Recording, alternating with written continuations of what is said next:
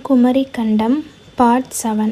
அமுதன் ரொம்பவும் ஆழ்ந்த சிந்தனையில் மூழ்கிட்டு இருக்க அவன் திங்க் பண்ணுறான். 5 வருஷமாக நான் அவளை தேடிட்டு இருந்தேன், ஆனால் அவள் எனக்கு கிடைக்கல.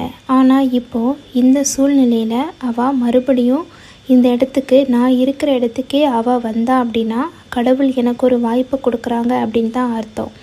அந்த வாய்ப்பை நான் எந்த சமயத்துலேயும் நான் வீணடிக்க மாட்டேன் அப்படின்னு சொல்லிட்டு அமுதன் அமிர்தத்தை மீட் பண்ணுறதுக்கு போகிறான்.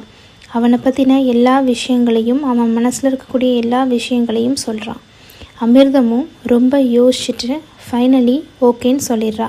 ஏன்னா தன்னுடைய குழந்தையும் எந்த ஒரு கஷ்டமும் படாமல் நல்ல ராஜா மாதிரி வளருவான் அப்படிங்கிறதுக்காக அவளும் ஒத்துக்கிறா. 30 வருஷம் ஆகுது. இப்போது இங்கே அமிர்தம், அமுதன், நடுவில் இருக்கிறது வளவன், 3 பேரும் பேசிகிட்டு இருக்காங்க. ஆனால் இந்த இருவருக்கும், அதாவது அமிர்தத்துக்கும் அமுதனுக்கும் தெரியாது அவங்க சகோதரர்கள் அப்படின்ட்டு. சீதாக்கு கூட தெரியாது, அமுதனோட அம்மா சீதாக்கு கூட தெரியாது இவ தான் நம்மளுடைய பொண்ணு அப்படின்ட்டு. தெரிஞ்சிருந்தா பண்ணியிருக்க விட மாட்டா.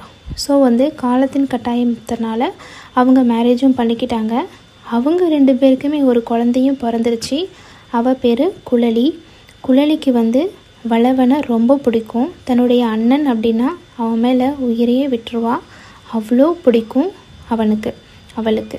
அதுக்கப்புறமா எல்லாருமே ரொம்ப சீரியஸாக பேசிகிட்டு இருக்கதை பார்த்துட்டு குழலி கேட்குறா, என்ன எல்லோரும் இவ்வளோ சீரியஸாக பேசிகிட்டு இருக்கீங்க அப்படின்னு சொல்லவும், ஓ அண்ணா மறுபடியும் யாழி அடக்கிறதுக்காக நான் காட்டுக்கு போகிறேன்னு உங்ககிட்ட பெர்மிஷன் கேட்டுட்ருக்கானா? அம்மா, அண்ணா ஒரு விஷயத்த அடிக்கடி கேட்குறான் அப்படின்னா அவனால் முடியும் அப்படிங்கிறதுனால தான் அவன் கேட்குறான். அதனால் அவன் சொல்கிறதுக்கு நீங்கள் ஓகே சொல்லுங்கள் அப்படின்னு சொல்லவும், நீ ரொம்ப பேசாதன்னு சொல்லவும் அமைதியாக இருக்க அவள் டான்ஸ் ஆடுறா.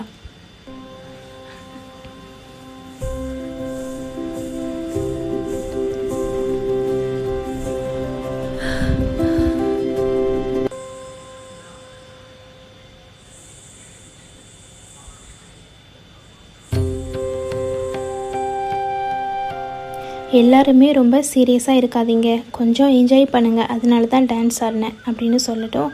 அதுக்கப்புறமா வளவன் எழுந்திரிச்சு தனியாக யோசிக்கிறான்.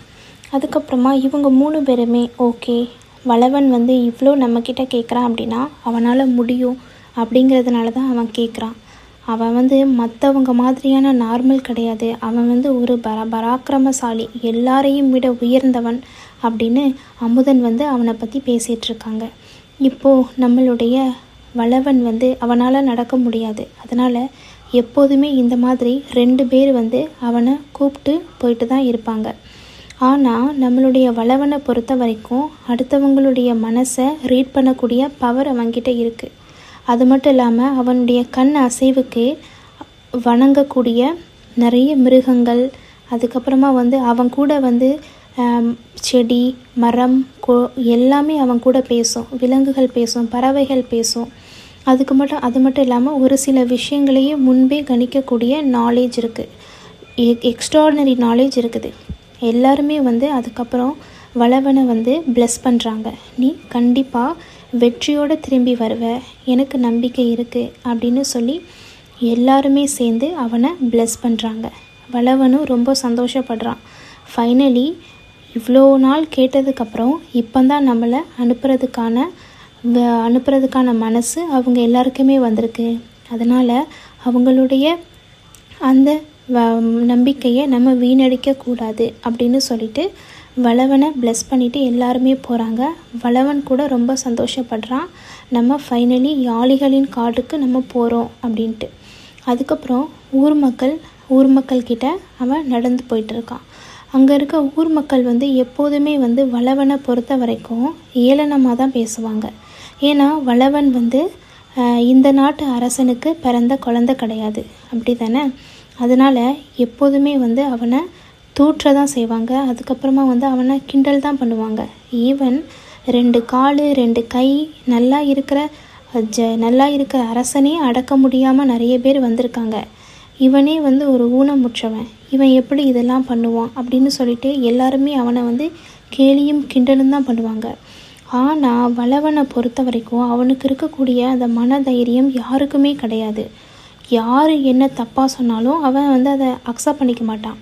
எது நல்ல விஷயமோ அதை மட்டும்தான் அப்சர்வ் பண்ணிப்பான். கெட்டதை அவன் அப்சர்வ் பண்ணிக்கவே மாட்டான். லைக் அன்னப்பறவை மாதிரி, பாலை குடிச்சிட்டு தண்ணியை மிச்சம் வைக்குள்ள அந்த மாதிரி. அதுக்கப்புறமா வந்து காட்டுக்கும் அவன் வந்துடுதான். ஆனால் இது யாளிகளின் காடு கிடையாது. இவன் வந்து யாளிகளின் காடு வந்து ரொம்ப தூரமாக இருக்குது. அதாவது ஒரு 7 பாலை நாடு இவங்களோடது. யாளிகளின் காடு வந்து எங்கே இருக்குன்னா ஏழ்மதுரை நாடு அங்கே இருக்குது. ஸோ இங்கிருந்து அங்கே போகிறதுக்கு கிட்டத்தட்ட போயிட்டு வர்றதுக்கே இந்த காடு வழியாக போனால் கூட 6 மந்த் ஆகும். அப்படி இருந்தாலும் கூட ஒரு எலிஃபண்ட் யாழி அவன்கிட்ட வந்து அவனை ரெஸ்பெக்ட் பண்ணுது. அதுபோல் நம்ம வளவனும் ரெஸ்பெக்ட் பண்ணுறான்.